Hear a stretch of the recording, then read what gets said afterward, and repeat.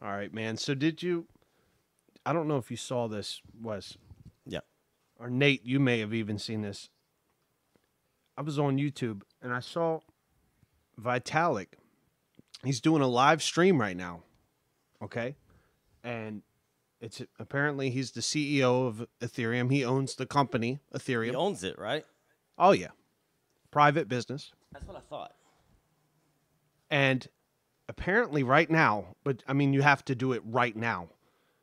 If you send him 5 ETH, he's going to send you 10 back. What? Stop it. Right Dude, now. I'm dead serious. Oh, No, Lord. please, we got to tell our listeners, please don't do that. That is Right. beginner scam 101. Do not do that. We're just joking around. I remember when I saw that one time and I called you up. I'm like, dude, this was like, I was like, what, 3 months into it? I'm like, dude, you got to check this out. Like, I sent you the link, everything, dude. I was so excited. But, yeah, you know, you live and you learn. So, yeah, guys, that's just joking around about that. Take it away, Wes. All right, you ready?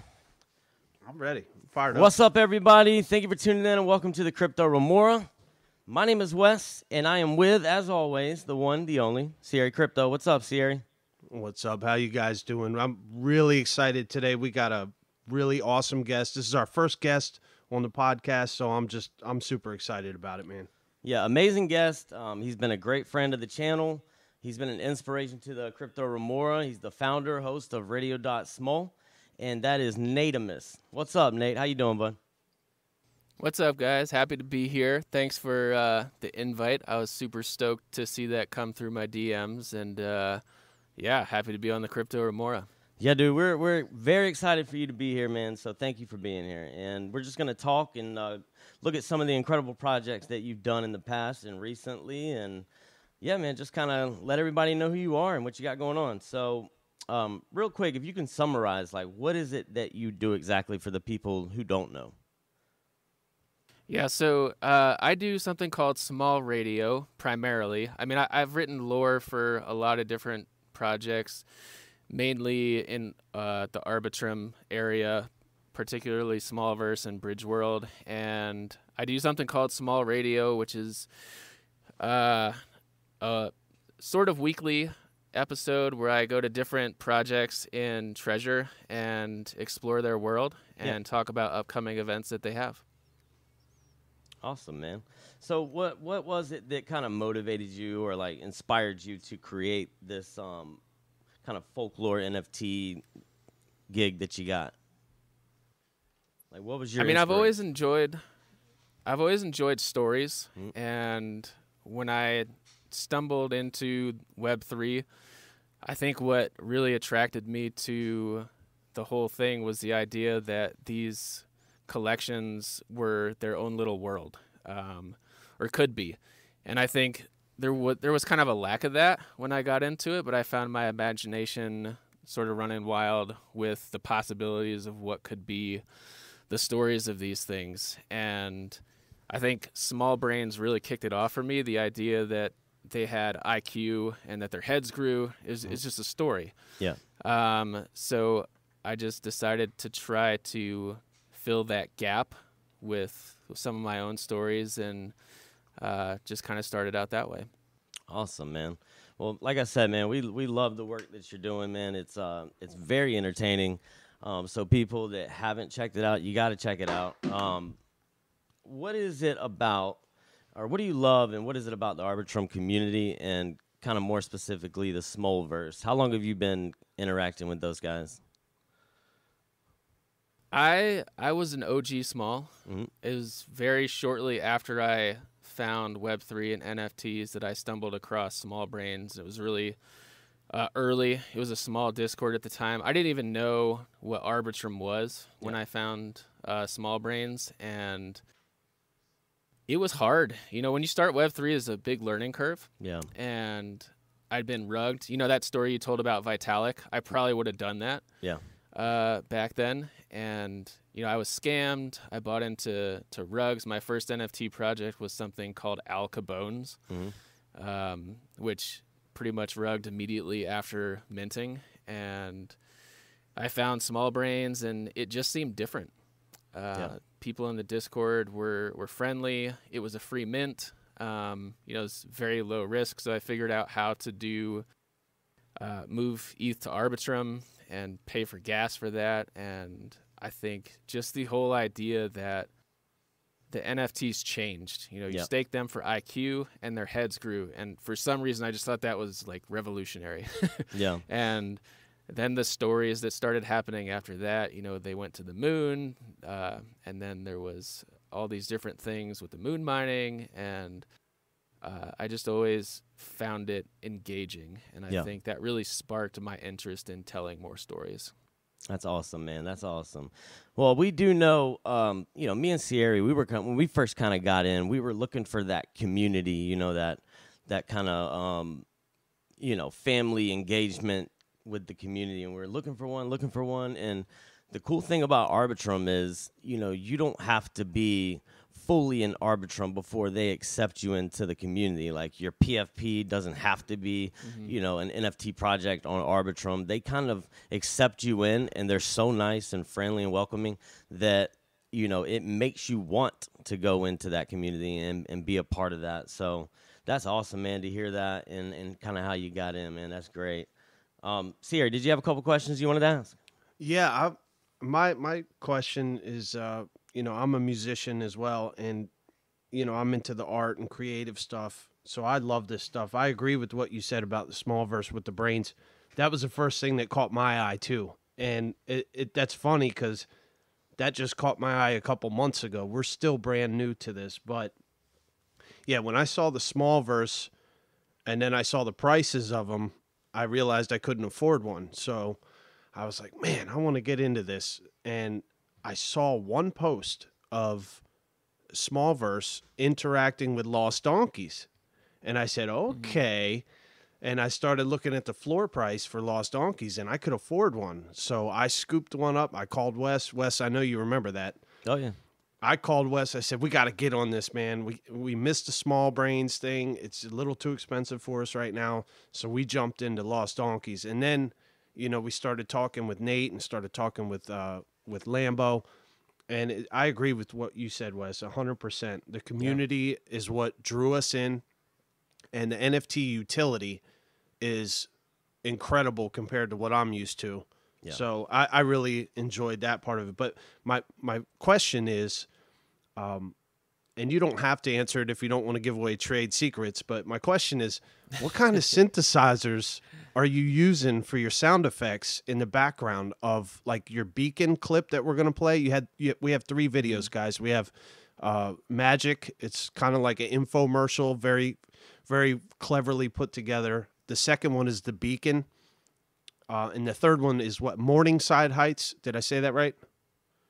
Is it Morningside? Yeah. So Morningside that's with the skyscraper game. I love the music in that, and the sound effects in the beacon. I don't know if you sampled that or did you create that music? How'd you get the sound effects and the music for that stuff? So a lot of my episodes with Small Radio, I just utilize a lot of different sound libraries online. So I have subscriptions to some different ones, and that's where I pull a lot of the sound effects from. And then I use Audacity, and a lot of the sound effects aren't exactly what I'm looking for, but they're close, and I'll put it in Audacity and run it through different effects. And then just a lot of layering. So, there might be 5, 6 different sound effects on top of each other for any given part to make the sound effect that I'm looking for. That is that's really cool. That's impressive because I got a $600 Cubase, and they changed Cubase, and it doesn't. I get frustrated with it, but you're doing all that with Audacity and sound libraries. That's incredible, man. Your production sounds really good. So that was my first question, and I guess my second question is, are you looking forward into this Smallverse thing? Like, do you have another? I know you said you have another project we're going to talk about in a minute, but do you have any like other future visions for Radio.smol? Because as soon as I saw Radio.smol, in my head I was thinking, this is a whole new level of NFT. This is like I don't know, like a online radio station, like NFT, like collection. Like there's so much you could do with it. Do you have any other like future visions for like different kind of NFTs for this project? Yeah, I mean, it's small radio kind of happened by accident. I was writing lore for Bridge World on the team for a while. They had a lore team, and I was on that. And the very first recording I did was when Harvesters came out, and I did a recording for the storyline to the Harvester Azatera. And we ended up, Bridge World didn't actually put it out, and I hosted it on SoundCloud. And then small radio kind of developed from that because I really enjoyed doing it. So it's all been really organic, and I haven't necessarily had a master plan with it. I've just been having fun and trying to see where it goes. I do have, when we talk about Spire, whenever you guys are ready, I think small radio and the idea that it sparked ties into that a lot. Yeah. But that's not necessarily small radio in particular. So I would love for small radio to be more. I just don't know exactly what that'll be right now. Gotcha. Well, I think what we're going to do is we're going to play the clip. Sweet.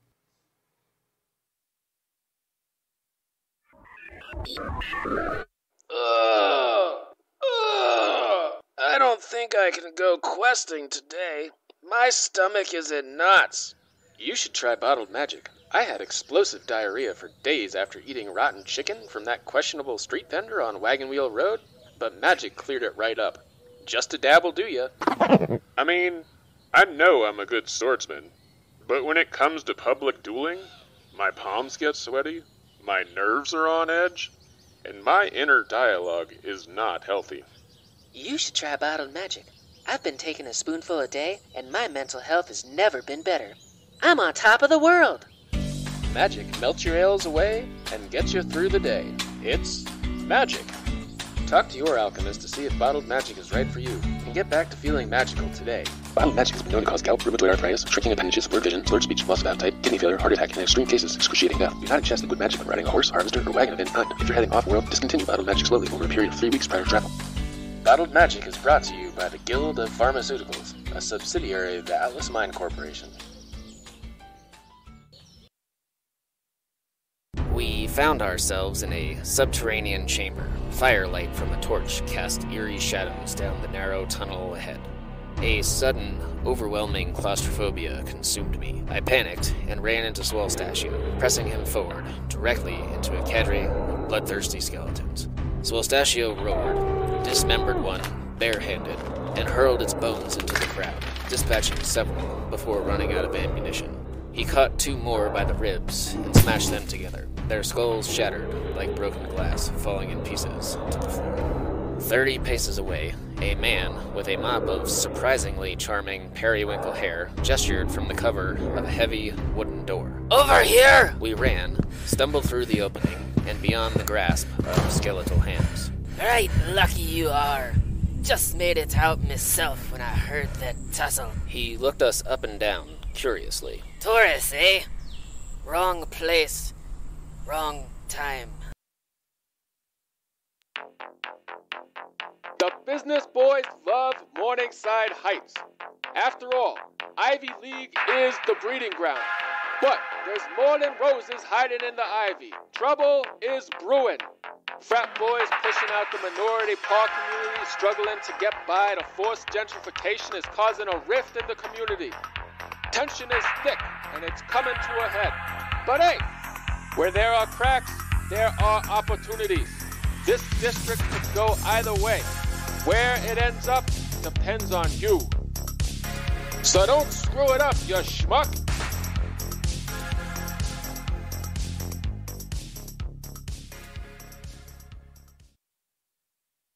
Yeah, man, we appreciate you being on, and everything you're doing is incredible.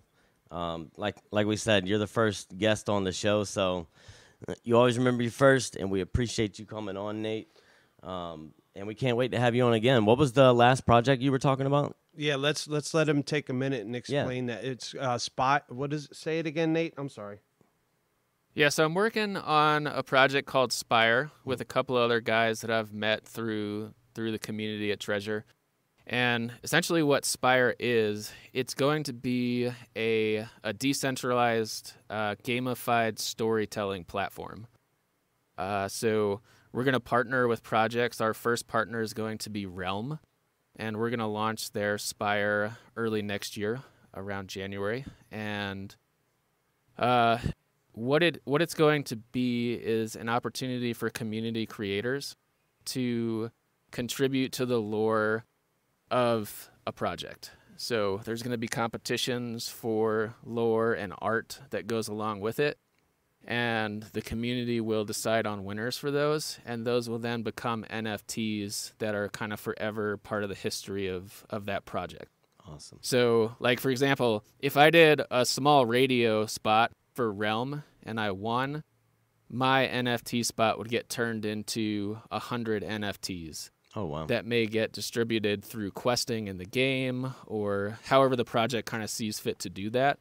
And then those will be tradable on Trove and different marketplaces. So what we want to do with Spire is give power to the community to be able to create art that then becomes part of whatever project that's for. All right, I got to interrupt you. All right, what do I need to do to submit some music? Because I got electronic music, I got acoustic guitar music. If I want to contribute music, can I do that? Yeah, absolutely. So the main platform for Spire will start with actual storytelling, so like written storytelling. So with Realm, when that comes out, there will be stories called Genesis stories that will kind of explain the lore of Realm. And then we'll open up those stories for what we're going to call echoes. And echoes are going to be different art mediums that help reinforce that story. So that's where you could submit like some music or a awesome. soundtrack to a story. And then the Spire will kind of rotate for different seasons of applications or submissions. And then once it's that time, everybody's submissions will be evaluated and winners will be chosen, and that will kind of fork the story and add additional NFTs for the creators. That's awesome, man. So we're really excited about that because it's something that hasn't really been done before. And I think with the Arbitrum and Treasure community being so community focused, and with so many people having art and doing things, just allowing that to become part of the blockchain and part of history of these projects is something that we're really excited about. Yeah. That's incredible, man. That sounds cool. I actually hold a couple of the Realm NFTs. Is that the same one that's on Trove? It's got like I bought a computer and a whale. That whale logo I did for our little ad, that I believe was the same one. No, Realm. So Realm is on Trove. They have Adventures of the Void is their kind of avatar, and those are actually, you can still mint one of those. And then they have their Realms, which is more of the like land type NFT where you can visit and do questing and things like that. So yeah, I think I bought a couple items is what I bought actually. I couldn't get the character or anything yet, but yeah, that thing looked good. The graphics on it. Yeah, Realm is really it's a really immersive world. So there's quite a lot going on, and I think it's going to be a really great place to start out with for that community. Yeah. I think it's awesome, man, that, you know, we're putting so much in with the community, involving the community. Like, that is what's going to carry a lot of these projects. And like, again, you know, like we said, the Arbitrum community, Smolverse, you know, Lost Donkeys, all that, like, involves the community and so much. Like, it's incredible, you know, and I think that's going to go a long, long way here soon.